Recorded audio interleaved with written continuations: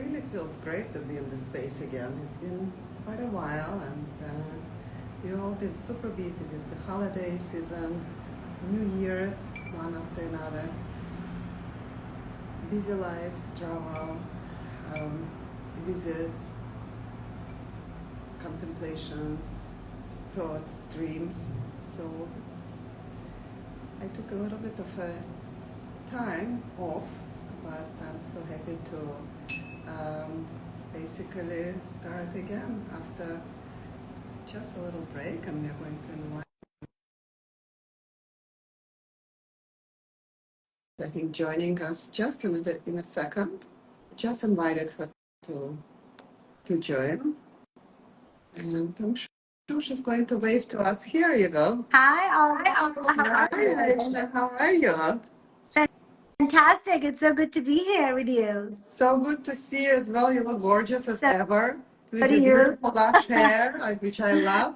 Thank you. Thank you so much for taking your time, and thank you for being with me this evening. And it's every time I see you, it's just such a wonderful feeling. So I'll just give you a little bit of a synopsis how we're going to start, because we have maybe about I would say 45 minutes to 1 hour Okay. together today. So I will say just a very few words about conversations with Olga, and I will do a little bit of a bio about you, and then we just basically dive into the exciting conversation. Okay? Okay. Wonderful. Hello, everyone. It's been a little while since my last episode, but I'm so happy to start it again with episode number 52. And I just, yes, believe it or not, it's already 52nd episode. Conversations with Olga started as a way to connect with inspiring individuals, my close friends that I've met over the years, people whose stories, whose lives, whose expertise and passion open our minds and spark new ideas. So after a short break, as I said, it's my pleasure and my honor to welcome for tonight's session, or today's session, I should say, because we have some actually people who are listening to us from the States and from Europe as well. My dear friend, Dr. Ayesha Khanna. I've known Ayesha and Parag, her husband, for many years, and they've been great friends. And I even done an episode with IG Live with Parag. I think it was actually at the start of the series. It was episode number 10 in May 2021. So if anybody wants to listen and want to watch this episode, please go on my YouTube channel or on IG. You'll find him there.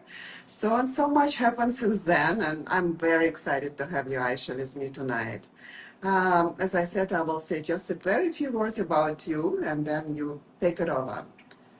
Ayesha is a globally recognized AI expert, entrepreneur, and CEO of Ado AI, driving innovation in artificial intelligence in digital transformation. Named among Edelman's top 50 AI creators in 2025 and Salesforce's 16 AI influencers to know in 2024.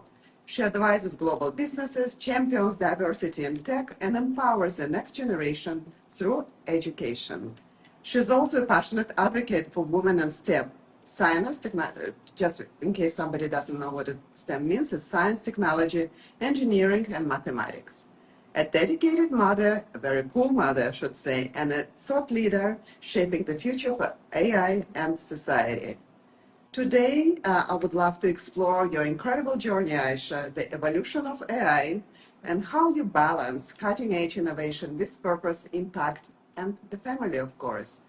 So, welcome, my dear Ayesha, to Thank you so Conversations much. with Olga.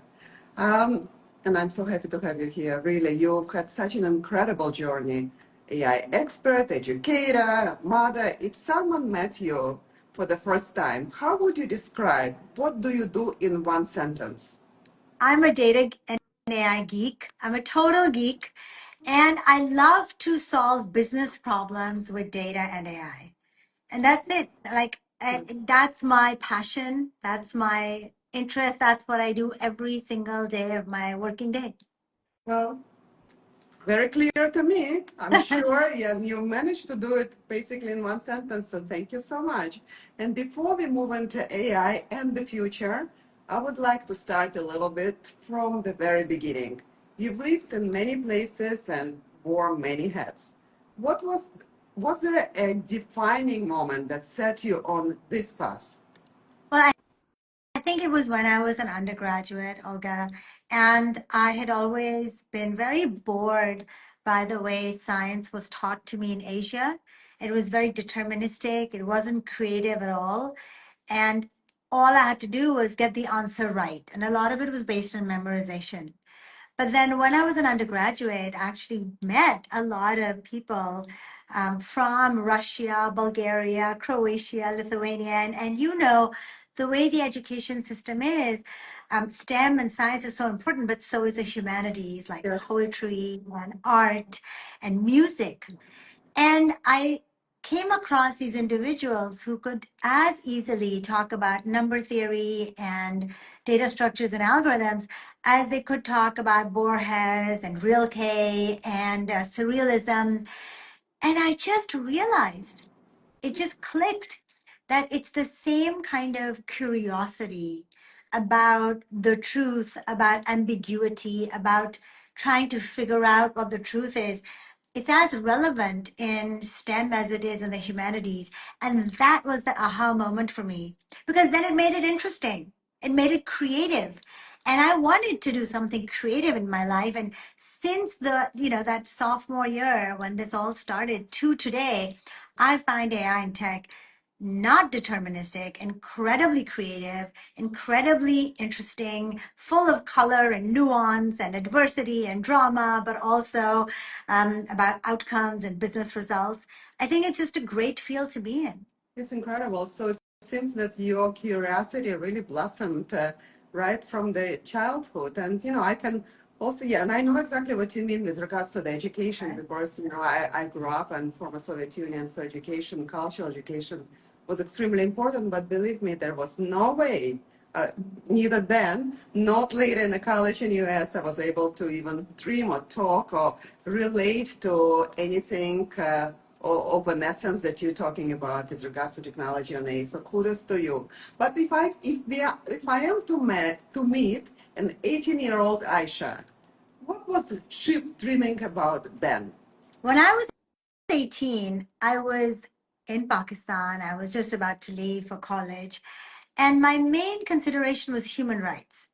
In fact, how can you have economic policies that will help the millions of people that I saw around me, even though I grew up in a middle class family, very well educated, liberal, but around me I saw poverty and the injustice of poverty based on birth, which is so random. And I didn't like it. My parents were very concerned about how, and there was a belief that we must have a civic sense. And all my interest was in how I could help that situation. So a lot of my internships were in the Human Rights Commission of Pakistan, in the Aurat Foundation, which was for women's rights, and the microfinance group Kosha Foundation, where you gave microloans to women in Yeah. villages in Pakistan.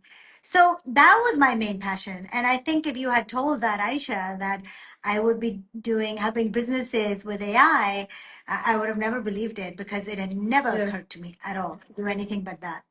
And thank you for sharing that. I think the childhood in general and the roots always play an important role, one way or another. So when you were growing up, was there any particular mentor, a book, or maybe experience that changed the way you see the world uh, moving forward and even now? I think my mother had a great influence on me. She was a professor of English literature. And she also had a very, she always said that all the women around me, whether they were business officers, professors, women who would come into our house to help us with the housework, even if they were selling toys on the street or they were housewives, she said everyone is a working woman. And it doesn't matter how rich or poor they are, how Yeah, educated they are, that we must treat them with respect. absolutely. That has it, that changed the way I looked at things immensely. And it comes back down to that same essence of a human-centric approach to AI and technology. where it's really not about the technology. It's about giving people the dignity with which they can deal with their work, with their family, with their things they do for play in an AI era. So she had a great influence on me with this very strong belief that she had and insisted upon that I also follow. Well, thank you so much. It's so, it's so timely actually what you just said about in general, about any profession, about women being respected for whatever they do in any circumstances. I don't know if you watched that Anora just won Yes, the best picture in I Oscars. And this saw. is exactly about that. Uh, it is about the woman's perception and dignity and pride and everything and ability to survive and so yeah, here you go. This is And exactly gravitates to the same notion that you just said. Thank you for that. So now I'm ready to move into the AI and into the future with you. So you've been in AI for, I believe, over 2 decades, yes. right? And the field has changed dramatically. I can't imagine what it was like when you started. And to be honest with you, I'm complete dilettante in that, and I know very, very little. I just hear the buzzwords and and knowing you that helped as well. But in general, I'm just definitely not very much familiar. So, but I'm sure that it wasn't easy to back then as it is now. What are the key milestones you've experienced in the industry? So artificial intelligence has been around for decades. And, when I started off, we didn't call it AI because AI was considered like a dead cause. And many times in my career, we call it data Yeah. science or computational finance or computational biology. But what really changed was when I started doing neural networks in my dorm room. We were running it on a laptop, or we had like these like desktops. And so once cloud computing came, it gave you access to the power, the computational power you needed to run those Mm. algorithms. And of course, when I was in Wall Street, they had the money, they had the power. I was implementing these quant models for trading, and that made a big difference as well. I could actually see from my little projects that I was doing with my friends to how it was done at scale to change a business. Then came data. So we all got our mobile phones, and data just exploded. Again, on Wall Street, we were getting data from the stock exchange. Banks had a lot of data on their customers, on trading. Bloomberg was there to give us a lot of news. But more data started coming that made it easier for more and more businesses to come in. And it was through the mobile phone, through e-commerce, through the pervasiveness of social media. That again changed. So now you had a lot of data about people and you had a lot of power. Now you could do things. You could forecast what your demand was going to be. You could optimize the best route to take because now you had not just data that was numbers, you had images like satellite imagery, you had audio. So you started having all kinds of data. That was a game changer. And then now, in the last 2 years, before you could just predict things, optimize them, analyze things. But AI wouldn't be able to generate anything on its own. It did not have that intelligence. And now, with generative AI, with ChatGPT, with Claude, and all of them, a moment has come when AI can really be like a thought partner, like an assistant, because it has so much knowledge that these companies have either taken legitimately or scraped off the web, but however they've done it, they've created these assistants that can actually generate music, sound, videos, text, even new kinds of proteins that can help in tackling Yeah. cancers like ovarian cancer and small cell lung cancer. So these three things have been very monumental. And interestingly enough, the computational cost has been going down, the data has been going up. And that means that more and more companies will take AI. And so AI went 20 years ago to something that a few rich companies did to now it's not really a Yeah. luxury. It's getting so cheap. It's 18% cheaper, generative AI, than it was 80% cheaper than it was 18 months ago. That's staggering. It's incredible, staggering. So that's really incredible. And I will ask you a little while the questions that I have a bit of a concern about. But before that, what excites you at most when you talk about AI and or where AI is heading? So there are two things that really excite me, and I think it has a lot to do with 18-year-old Ayesha, right? One of the things is education. So why, Olga, are you and I sitting in Singapore? Why did I get to go to the US? As I say, we were lucky. And for the first time with AI tutors that can come in the mobile phone, everybody can be lucky because nobody's asking for any special favors, right? We have been immigrants. Yeah. We were just given an opportunity to be educated. And the world is looking for talent. And for those who will now have access to cheap AI on cheap mobile phones, paying cheap data connectivity, that's going to be a game changer. That's going to level set. And I think it's really exciting because that means that we'll have greater peers. We'll have peers in Kenya, Nigeria, Bangladesh, everywhere, Brazil, not just in Rio, but in the slums. There'll be people who I'll be calling up at a meeting like this, and they will have so much opportunity. And the second thing is healthcare. Again, Yes. people care about health, but they've begun to see it as a luxury. When you're poor, you think of it as a luxury sometimes because you don't have the money to take care of chronic diseases. Yeah. You don't have the information. And now with this AI, which will hopefully come with it, new ways of treating cancers, new ways of preventing disease, new kinds of biologics and pharmaceuticals, and lower cost because the most of the cost is in the research and then the manufacturing and the clinical trials, and in each one of these we are getting AI to help, and then it's in the distribution, it's in the telehealth of the doctors, and again AI doctors or AI assistants are going to help doctors. So I think this is again going to improve people's health, and if you have health and you have education, then you have opportunity to go up the social ladder, and that for me is so No, gratifying. yes, I hear you and I totally agree.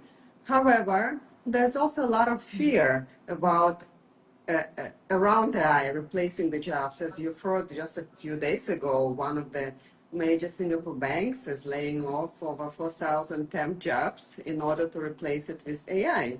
So do you think this fear about AI is justified? So the fear that part of your job will be automated is justified. Maybe it shouldn't be fear, it should be a realization. A realization that 30 to 40% of your job, maybe more in some cases, will be automated. That doesn't mean that you won't have a job. It means that you have to wake up a little bit. You have to actually push yourself to get out of your comfort zone and upskill yourself. Because interestingly enough, the World Economic Forum did a report called the Future of Jobs 2025. And in that, they said that while all companies said the number one disruption that, and they interviewed 1,000 CEOs that together employ 14 million people around the world, they said the number one disruption to our business will be AI and automation. But 80% of them said, we don't want to replace our workers. We are looking for workers who have the skills to work with Yes, AI, yeah. who understand how to work in a digital world.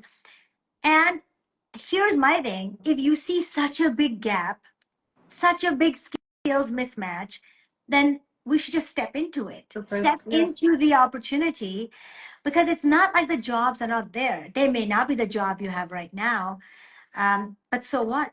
Take another job. And that requires that step. So in Singapore, as you know, there's Skills Future. Each of us citizens and permanent residents has a Skills Future account, so we get subsidies. Many countries are doing this, many companies are doing this.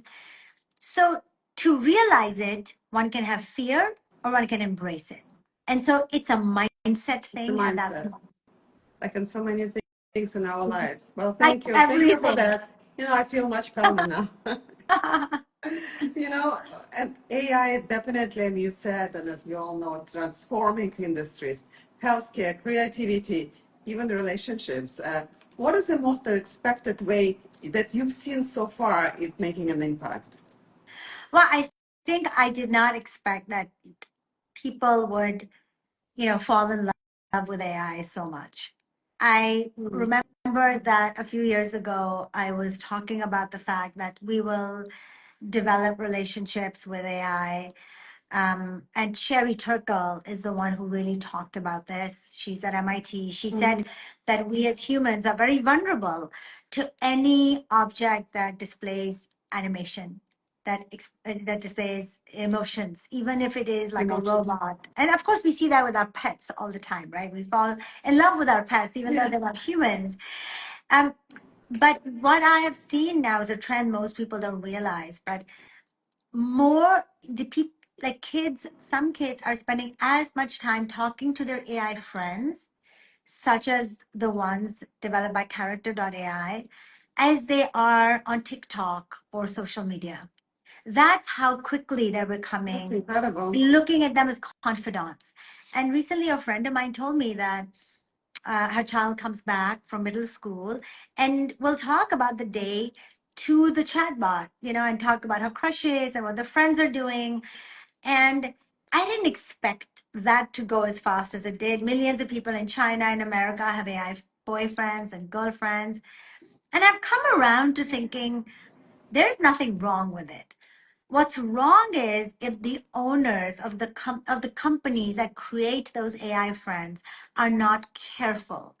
Mm. So character.ai was sued by a woman in Florida who unfortunately lost her son to suicide, and he had mentioned that to the chatbot. It's not the chatbot's fault. It didn't encourage Yeah. him to do that, but the chatbot should have raised a red flag and alerted the parents. So those are the kinds of governance we need in this new world. And it's happening faster than I thought it would. Yes, and on this note, I also wanted to ask you, what do you feel, what would be one bold prediction about AI in the world, let's say in 10 years? What it would be like? You Yeah, I can, mean, I you, I think that we would be in an environment where 50% of the beings that we interact with will be AI. They will be at our work. They will be at home. And AI is not just AI like ChatGPT, right? AI is embedded in your car. AI is embedded in your Peloton bike. AI is embedded in your home security system. AI is embedded in the checkout at your grocery store. AI is talking to you when you call the government for a new passport. So I say 50% of the time we'll be just talking to AI, and that's quite drastic. Some people predict it will even be more. So one of the things people say is, look, you're going to be talking to AI so much that you better behave yourself and be polite yes, to the AI. Otherwise, you'll just lose the muscle. And I have to say, there were times when the chat, like Claude and others, Chat GPT, Gemini would make mistakes, and I'd be a bit rude. And I'd be like, what are you doing? And then I started paying attention, and my kids helped me as well, that no, you have to be polite to it. And yes. I think for them, it comes more naturally. And I thought it was so interesting. And now I say please and thank you. It's So very true. So you basically, yeah. So this, it's incredible. So I think to summarize all this particular part, I think AI definitely presents an incredible opportunities, but also some ethical dilemmas. I feel 100%. so. Olga, People for in this, every technology, it has a good side and a yeah, bad side. It's like you can't decouple it. So people, if you're gonna only talk about the successes, you're being naively optimistic.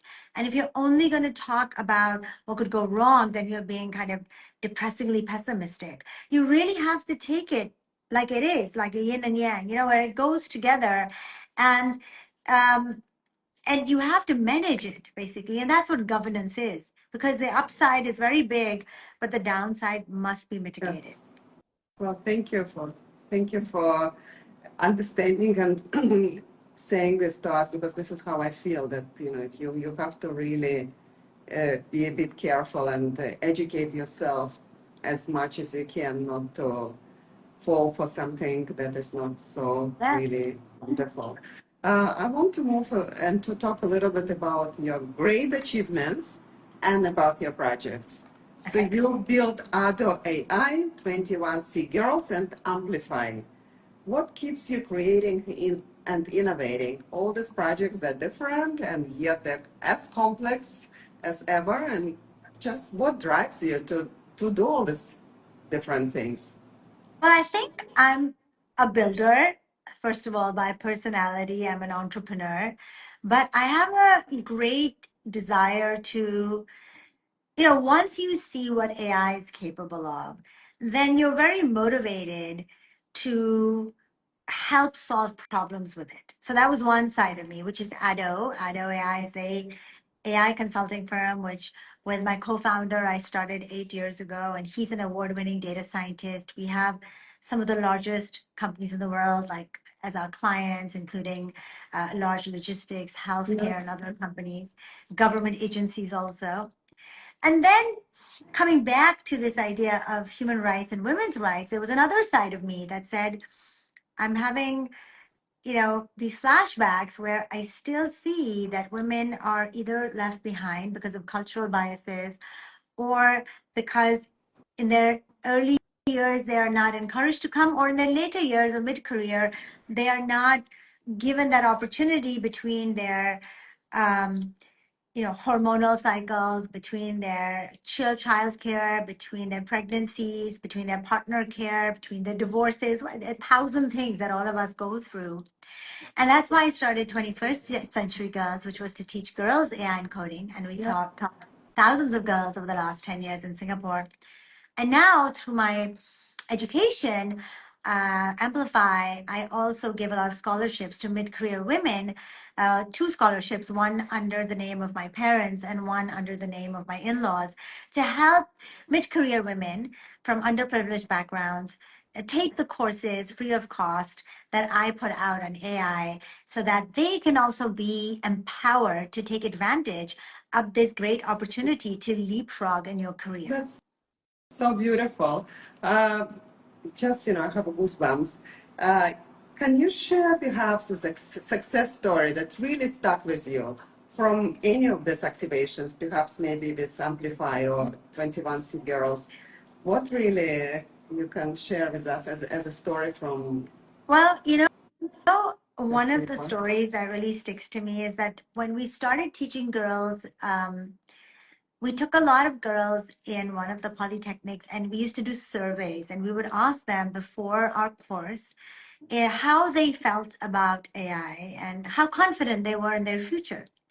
And a number of them said, well, we think the boys are better than us. We read about it in the newspaper, but we don't really understand it. And I got the sense that they were looking at it as if they were watching a movie. It was Mm. everywhere. Everybody was talking about it. I know there's nothing worse in life than knowing something is happening that's important, that could propel your career, that could propel your work and economic security, and then thinking you're just standing outside it. There's no way to get inside. And so we taught them the basics of AI and how to apply it and the ethics of it, 3 hours every Saturday for 10 weeks. And after that, we did the survey again. And, then it was covered in the newspaper also because they came and they presented to their principal, and there was a big ceremony. And then we did that 10 times Yeah. again. But in the first case, they were full of confidence. Their smiles were big. They were not technical, but they had learned that even without being an AI engineer and with their teammates, some of whom were AI scientists, they could solve problems together, that there was a place for them in the AI world, that it did not take much to understand logically what a machine can do, how to critically evaluate it, and how to use it to solve a problem. That the hero of the story was not the AI, it was them Then, and their ability to solve a problem. And then one of the girls was even covered in the Straits Times, and she said her brother and father had not encouraged her to take this course, but after seeing and hearing her give this presentation, they were so impressed and proud of her that they encouraged her to pursue it. And that's what everybody wants. They Beautiful. want the confidence Absolutely. to succeed. It is nothing to do with AI. It has to do with your confidence. Yes, And absolutely. so that Thank is you what for makes sharing me it. happy. Uh, Absolutely, and you know, it's beautiful story, of course, for sure. And I also want, in the same kind of scope of questions, I want to ask you about the one question that CEOs keep coming to you because you advise one of the biggest companies in the world. So, is there any common questions that come to you from the CEOs of these huge companies? Most important question that CEOs ask me is, tell us if AI is going to disrupt our industry, Mhm. and will we be left behind if we don't move fast enough? Because they don't know where it'll come from. It could come from a startup. It could come from Amazon that decides that it wants to get into that business. It could come from a Chinese company that's done it a lot cheaper, faster, better. So AI can create unexpected winners, unexpected competitors. And so there is this pressure, and legitimately so, on existing enterprise organizations, government agencies to be competitive. AI has become the floor, not the ceiling. They have to do it. Otherwise, they'll be left behind. And the reason, as I pointed out, was because AI is becoming so cheap, everybody's going to do it. And then it's going to open all kinds of ways to innovate, get access to your customers, personalize your services for them, reduce the cost of service for them, and it will have impact throughout every single industry. Yeah. And that's what CEOs are concerned about. Yes. So there is an element of fear, I feel, as well, that Yes, of kind of course. expressed to And you it's from fear the, and excitement. So and for yes, most yes, people, yes, those are the two things. There's hope and then there's exactly. fear. And this is what And, drives people and as we and know, fear organizations. is not a solution, so you have to look Yes. for another ways how to approach it and resolve it. And you've been recognized by Forbes, Salesforce, and Edelman. How does it feel to be a yes trailblazer in such a fast evolving field? How does it feel for you Olga, personally? it's very unexpected and very humbling because everybody's so smart and brilliant and wonderful on these lists that I just can't believe that I'm on it. I still can't believe, I'm called to conferences. I still can't believe anybody like calls me to speak or that you invited me Oh, on this. Um, but it feels really good when I get some positive comments on my newsletters and other things. But it also feels equally good when someone gives me some critical feedback as well, because I think that that's very important, and it's very important to not get lazy. yes, Um, and I think it's very easy good to do point. that, right? Yes, It's very easy to do that unless somebody challenges you. And so, I got all these lists, but then somebody wrote me something in my newsletter and some harsh, well-deserved criticism on that I was oversimplifying something, and she was 100% correct. I meticulously look at everything, but sometimes you just take your eye off the ball, and the fact is you can't. You just can't. When you're in a position when people are paying attention, it is kind of your responsibility to be more thoughtful, to give it more time. yeah. And I think I think that's very important to be able to defend what one is saying. I want to get better at that, Olga. So I'm actually looking at evolving myself to become more analytical, to be more of a commentator, and to really be worthy of some of these kind of nice accolades Well, that people have given me. you are definitely worthy, so you have to be very secure in yourself. And that actually brings me to a soft, I should say, topic. And I know that it's a bit of a overused phrase, work-life balance. And I usually don't really particularly like to use this, but I want to talk to you about it because, you're my friend. I've seen you in action. I come to your house and I see you being an incredible mother. Your children are extraordinarily bright and accomplished, and it's absolutely true. How do you nurture, both of you and Parag, how do you nurture their curiosity and passion for learning? And I must say to everyone that Ayesha is extremely cool mom. And I've been with her a few times that I would probably go, you know, on a tangent or worry about certain things or insist on certain things. You are very, very Yeah. cool. So really. Yeah, So you're the I one just with the want cool to, kids. We're big fans of your kids. So, uh, um, can you tell us a little bit how did you manage to really raise them so well rounded and grounded and highly emotionally intelligent? Olga, I have to say, I was working quite a bit. So was Parag. So I think a lot of credit goes to United World College, where they spent 8 hours of their day every day since kindergarten. And Yeah. they have taught them how to be curious, how to be global citizens, and how to be responsible citizens. What I kind of bought in a little bit, and Parag bought it in as well, was that we bought in certain, I encouraged them to look at AI and tech, and they really took to it. Parag encouraged them to look at the humanities and social sciences and philosophy, and they really took to that. And so we just introduced some subjects that were not already in their curriculum at school, and they really enjoy that. And so I think it's a very good mix. And for the values, you've met my father and my Yes. in-law, I think, and my mother, in heaven is guiding them too. But I think that has been a huge influence as well. So I would just say that when it comes to work-life balance, I'm finally getting it now. I think I wish I had done it earlier. So for Mhm. all the women listening, or even if they're men, I didn't understand this term self-care. I thought self-care is all about, Vain, um, but vain topic. yes, Yes, I I thought know. it was like some case about the spa and facials, and it has nothing to do with any of that. No, Self-care is about actively looking after your own physical, emotional, and spiritual health. absolutely. And it's a journey which I've been on, and it's been very, very fulfilling to me personally. And now I take out a little bit of time for that. And for me, that is the anchor. We all need an anchor. Yes, I didn't want work to be my anchor. And as the children are growing, they don't want to be, mom's anchor, and they shouldn't be. They should be free to go out. So my anchor is now that routine of self-care, active, taking care of my health, and doing some things around activities with Parag for those kinds of things. And that makes me very happy. And I never put that block in my calendar before. It was like gym or something else, but that's yeah, different.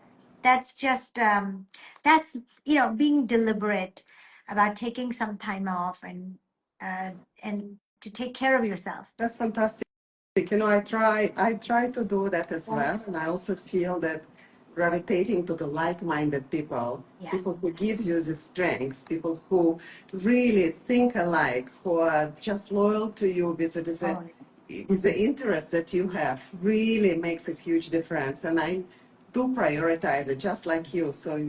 And I think this is great. And another thing that I wanted to mention and to ask you, I more and more these days, my children for me teach me a lot.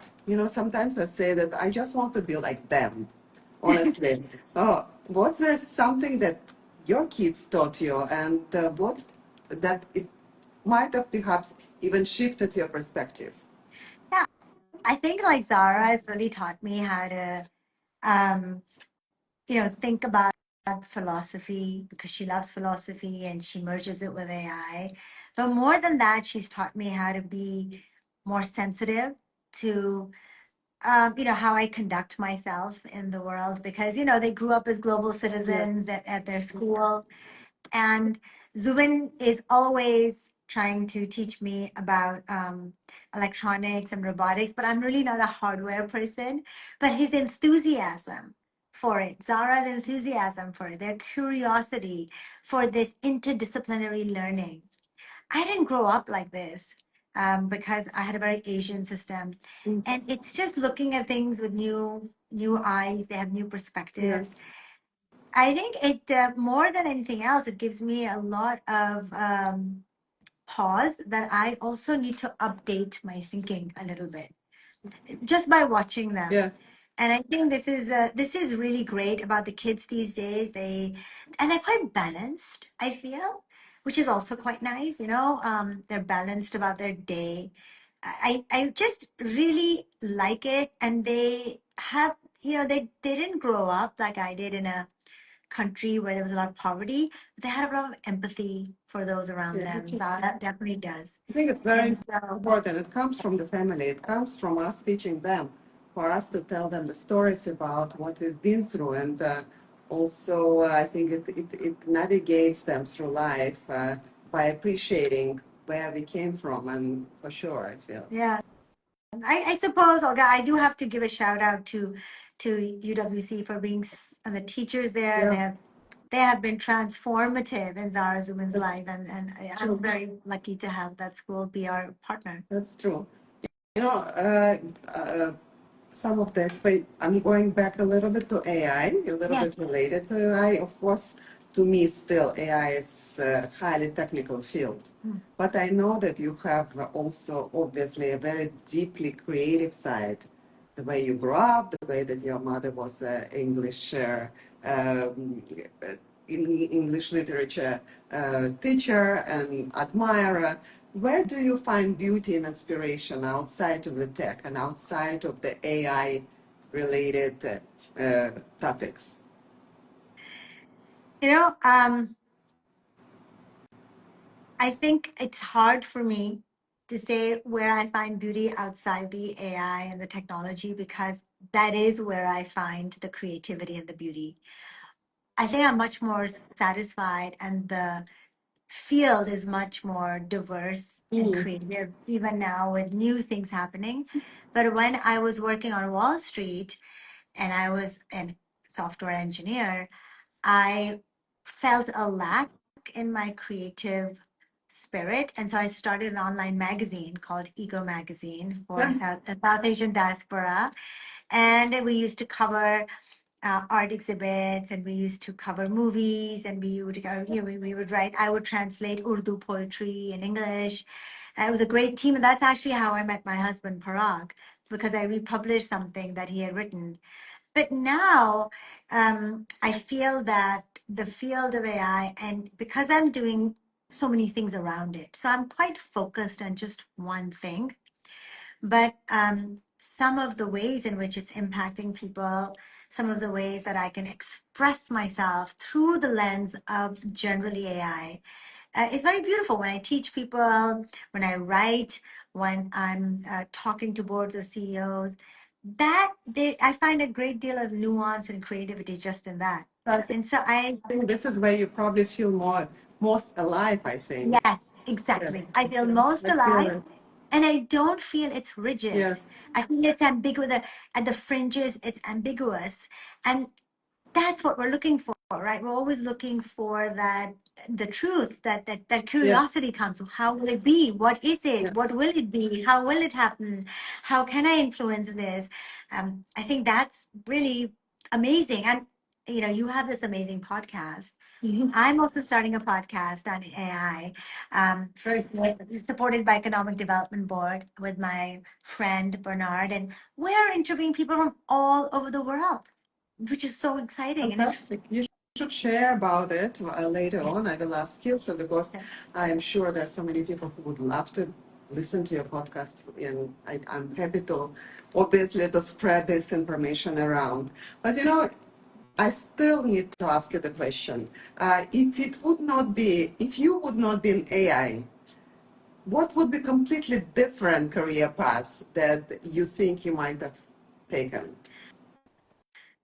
I think, Ola, I would have probably done something in development economics. Okay. I would probably have gone down the path of doing human rights. I would have worked at a nonprofit, or maybe at one of the large organizations like the World Bank or IMF.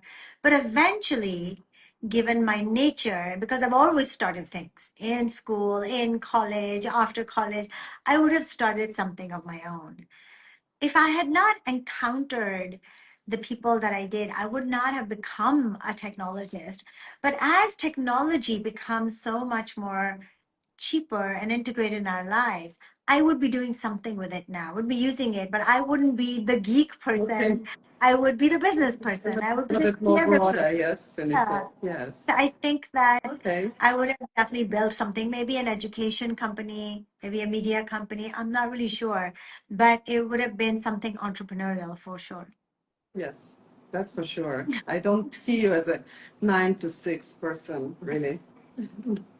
I No, tried and and failed. yes. What is the common misconception about you, you think?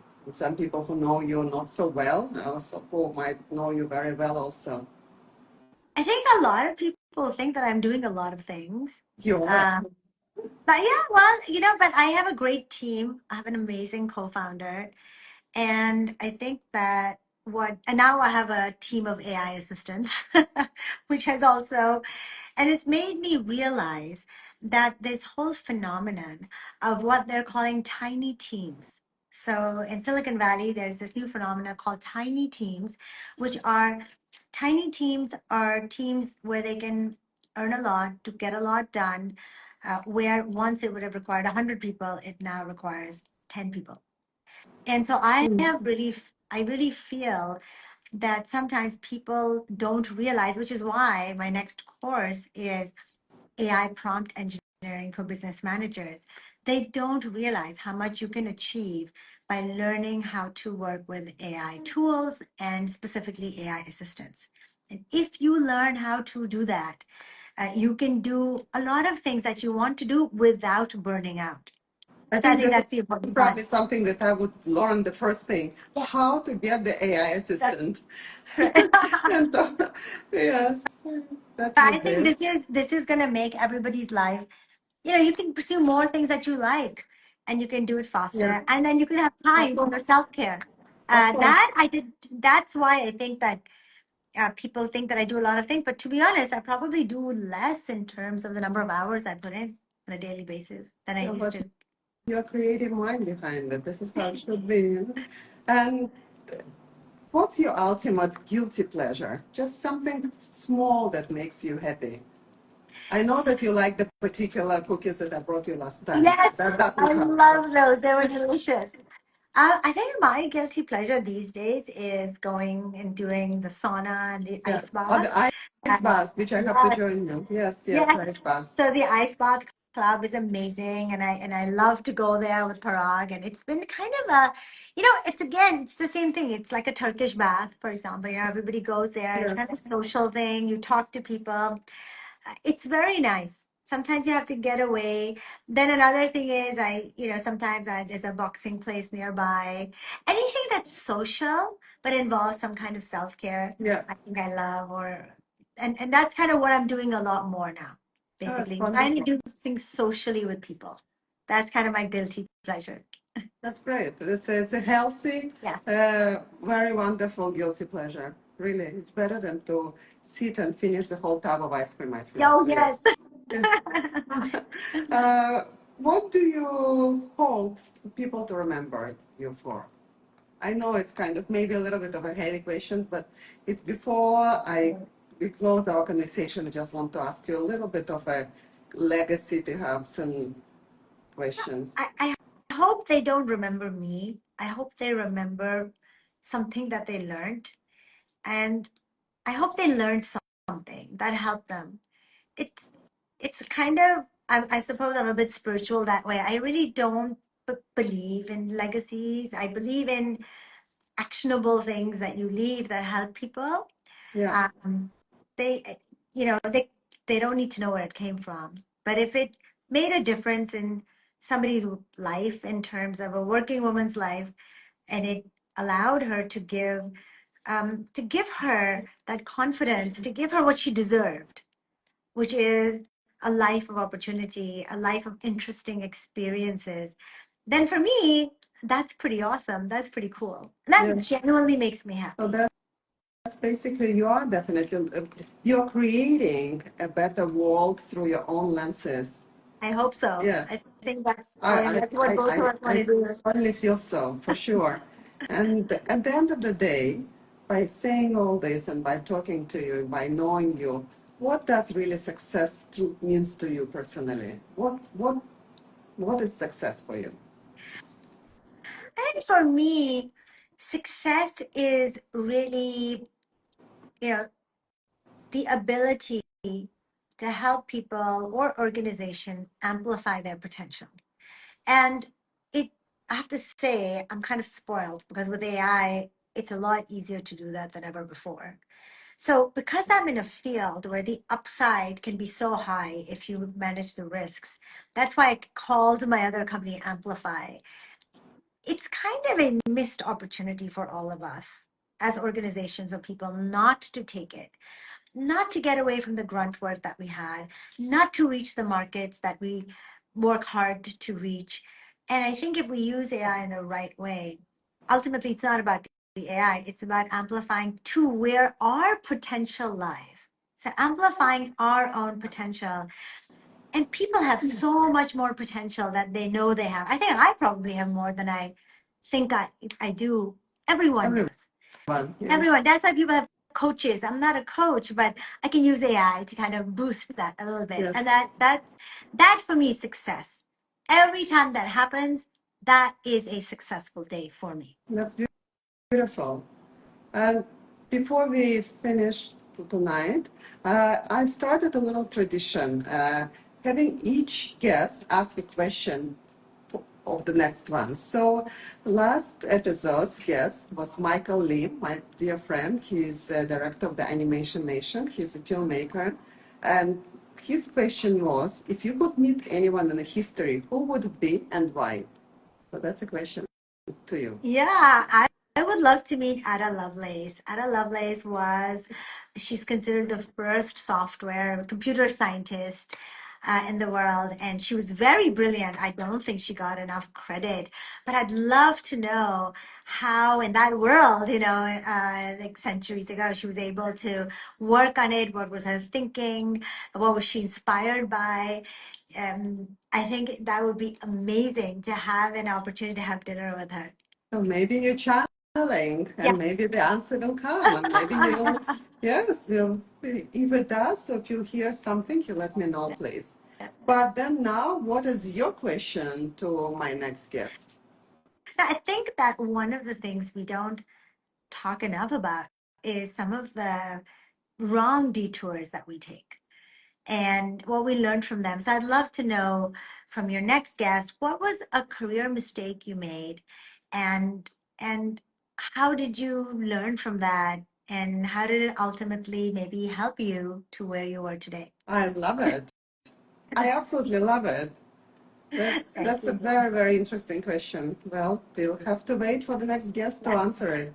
For sure. absolutely. And with that, we've come to the end of almost an hour, and it was Wow. fascinating. And the time goes so fast. Thank you so much for sharing your incredible journey, my dear Aisha, really, and your passion for education, which is extremely important in diversity in technology and otherwise in general. And it just definitely been truly inspiring. Your work is a powerful reminder of how innovation really and inclusivity can go hand in hand and really to rule the world, hopefully, for the better of it. I'm so grateful. Thank you. That Our I just dear, want to say how grateful I am for this time. I've been such a huge admirer of yours as an entrepreneur, as a working woman, as a mother, as a friend. thank you. Questions were fantastic. They were really thoughtful and made me think about it. And I know you are so well known in Singapore and beyond in Europe and America as well for the great work that you do. So I'm really pleased and honored to be here. Thank you for having me in Thank you today. so much. And everybody, this conversation will be recorded. I will post it on my IG. I will, of course, share it with you, Aisha, so please feel free to post it. It will also be shared on Facebook and LinkedIn and all the other different platforms. And you can also listen to it on my YouTube channel. So if you want to listen to all the other episodes, at least some of them, they are all there. So please join me. Please come and listen to us, and please ask Ayesha questions on her IG or on any of other medias, because she really has an incredible world around her, and I'm sure you will be very happy to share it with us all. Thank you, my dear, again and again, and I look forward to see you very soon. See you soon, Olga. Thank you. Thank Thank you, you. everyone. Bye. Bye.